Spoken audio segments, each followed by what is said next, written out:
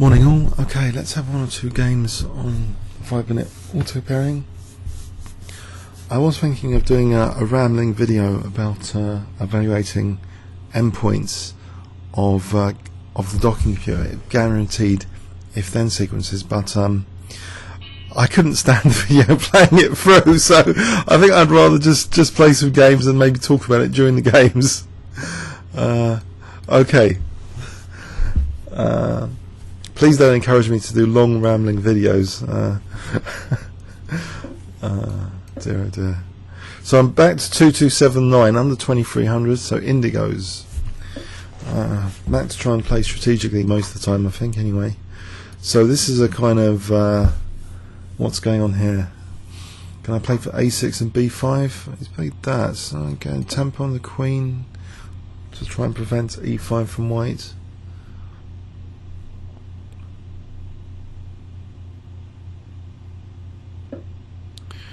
Right, again, I can try and prevent e5. So strategically, I'm just trying to keep control of e5.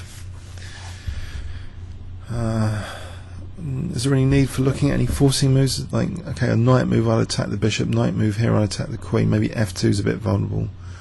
For the moment, I'll play h6. Strategically, I want to just develop some pieces more on castle king side. So b5, bishop b7, bishop e7. Unless knight d5 is going to knock me out here, though. Knight d5, so I think bishop e7 is a safety thing. I'm wondering about his queen on e3. There's a tactical reason for that. Is he going to try and use it now? Knight d5, because he's blocked in his bishop. So strategically, this looks a bit suspect. It's like this is like a tactical setup here. Is e5 a threat? I don't think it is just yet. So knight e5 at least attacks the bishop, but I think I do want to get my king out, and then maybe knight e5 later, just to make sure there's no major attacks.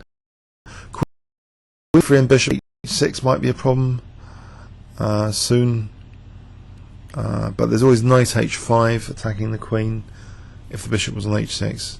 So knight e5, okay, he's gone for that. I can play king h8 to avoid that issue. Maybe king h8 is worth playing. Sequence b5, b4, knight e4 is actually worth checking out, a docking computer concept. So b5, bishop moves. It can go to d3 though. Still, it should be pointing at h7. So bishop b7, knight e5, maybe to stop e5 from white. So back to strategic thinking. Actually, I've really got to maybe restrain e5 soon. Maybe here is a good time, just to make sure e5 is not on the cards. So I want to play bishop b7, threaten b4.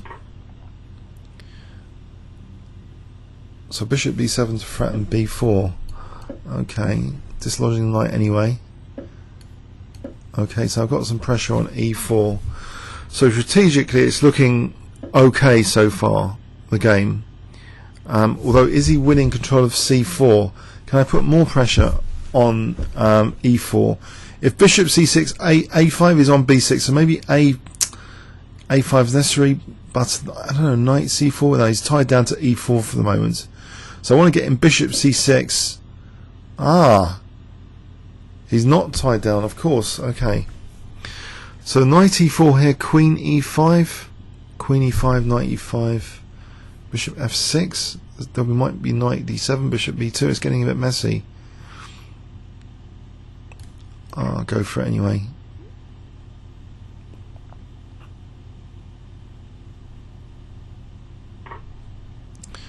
Okay, forcing moves here.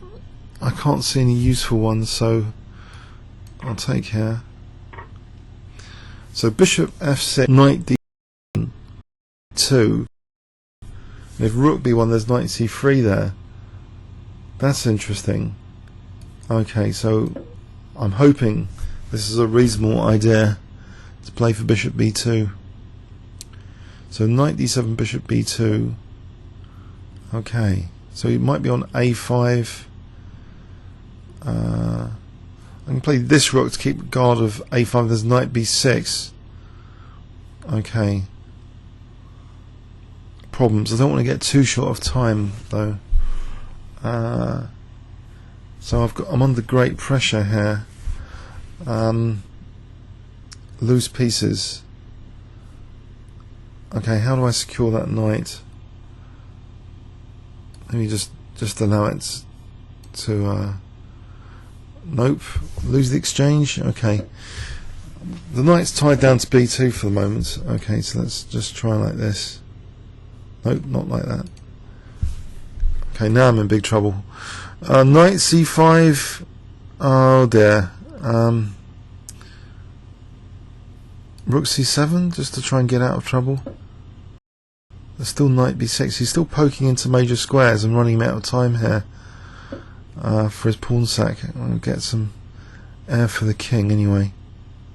I don't want to get too short of time.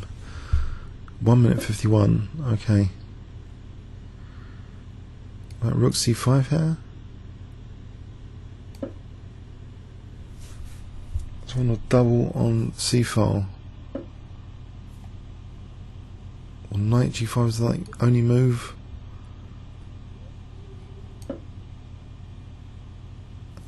So what's happening here? 1 minute 36. Getting shorter and shorter on time.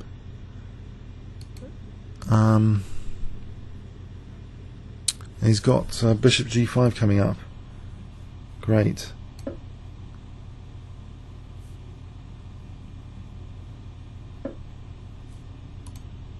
Oh no. Knight's now trapped.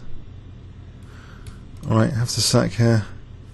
1 minute 14, so it's pre-move time as well.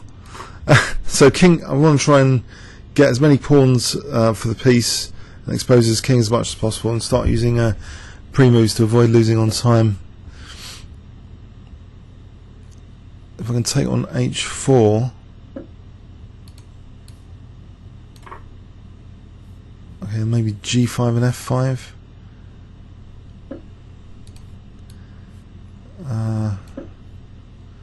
Oh, f7 is vulnerable now, so maybe f5 and g5 as well, as well as f5. My king's getting weaker and weaker. I think it's gone. Okay, hang on. Knight f7, bishop e4. Okay, he's gone like that, so he's going for rook g7.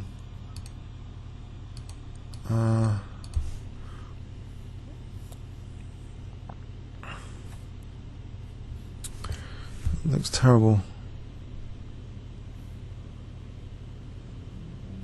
Oh dear, oh dear.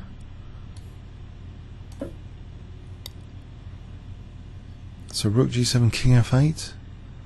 For the moment there's no rook f2. Has he found a mating net? 35 seconds.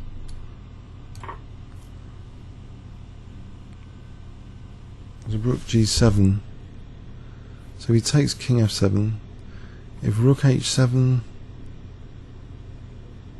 rook d8 is still dangerous. Rook d8.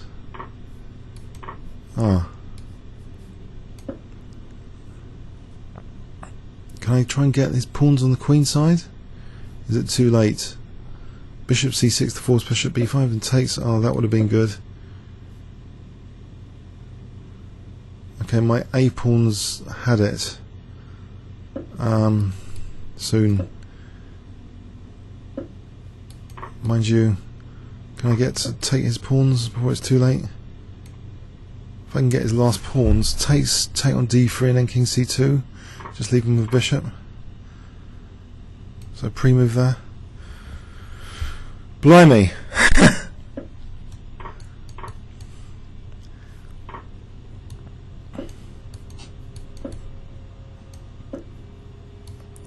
I'm the one with the winning chance. I